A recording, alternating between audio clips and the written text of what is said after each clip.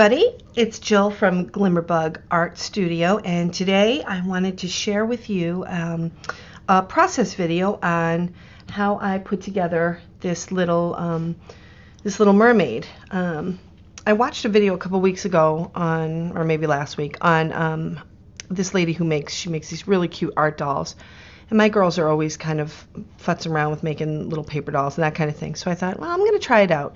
So I grabbed an online stencil and some papers out of my scrap box, and I just got to work. And I played around with very minimal supplies. I just used some glitter paper that I had in my box and some old, was this like a old book paper, I think it was.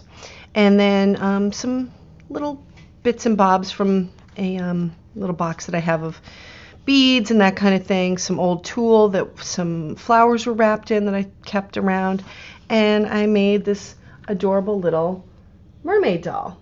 So I think she came out really cute, and she's got a lot of different colors and layers. This actually, her skirt and her bikini top was actually from an envelope that somebody had painted maybe, I don't know, a year or two ago, that had sent it to me, and I thought it was really pretty, and I kept it. And then I just kind of added a little extra couple little embellishments, and then I did the face really simply. I just kept the eyes shut because I'm not too confident with making eyes just yet. So yeah, so I just wanted to share with you how I made her, and I did a little sped up process video so that you can see how she is created, and maybe if you'd like to check it out and see if you would like to make one. It's a perfect way to use up your scraps in your scrap box and in your stash. And I think my 8-year-old really wants it because she loves all the sparkly bling. But it'd be kind of cute to use because the back is pretty plain. You could finish the back. I didn't, but I could. You could use it as like a little gift tag, or a bookmark or something like that people might really get a kick out of seeing. So yeah, so that's what I'm going to show you today.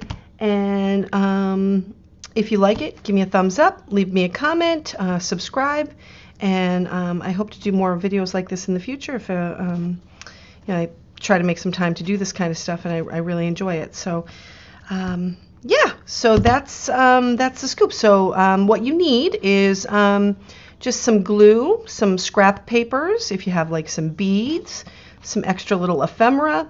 I cut up a bunch of old book pages, and it's really, I painted her in using just acrylic, plain craft paint that I got at, this is just the kind that I've got at the Walmart down the street.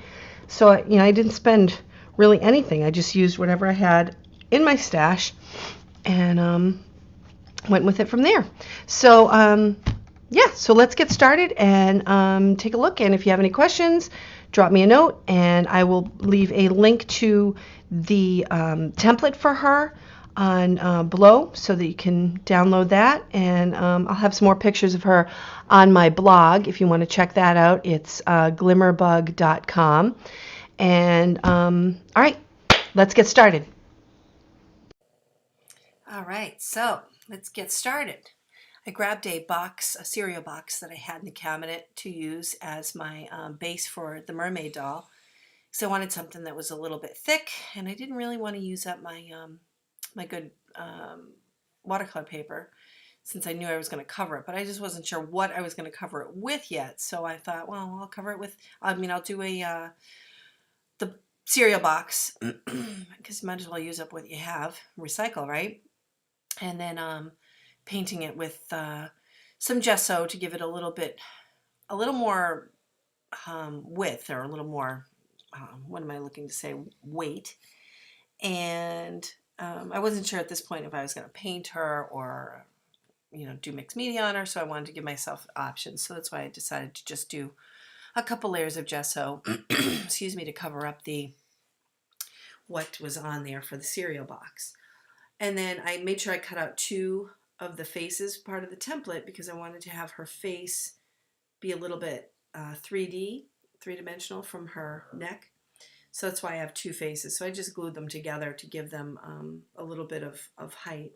And then I added this paper. That pink paper is from a file folder, as you can see, and it was from something that somebody had sent me, and I loved it. So I wanted to use that as the tail and the bikini part of the mermaid.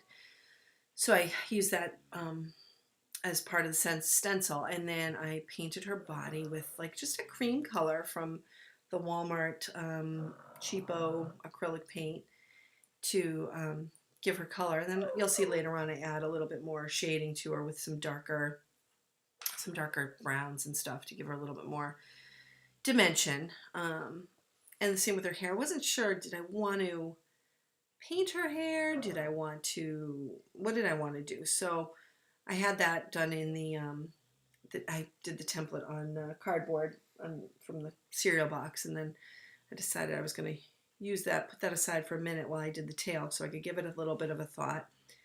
And I added her tail on and her bikini, and I just freeballed the bikini part, cut it out. And then I wanted her tail to be kind of askew, so that's why I cut off part of the little bottom part of the mermaid body, because I wanted it to not go straight down. So yeah, she's a little bit of an angle, so it kind of looks like she's got some movement to her, which I thought was kind of cute. And I cut off that little piece after. And then, so with her hair, what I ended up deciding to do was I printed out some French book paper that I found on Pinterest. Oh, see, here's where I'm at in a little bit of shadow. I do some more later on that you'll see. But I found this book paper, and I just printed on my printer, and then I put the hair template onto that and glued it on, and then dried it, and then just cut out around the template, because I thought I didn't want it to be too plain, and I didn't want it to be like, I didn't want to paint the hair to have it just be one-dimensional. So that's why I decided to do it on some book paper, and then go around the edge with a marker, and then add some strands and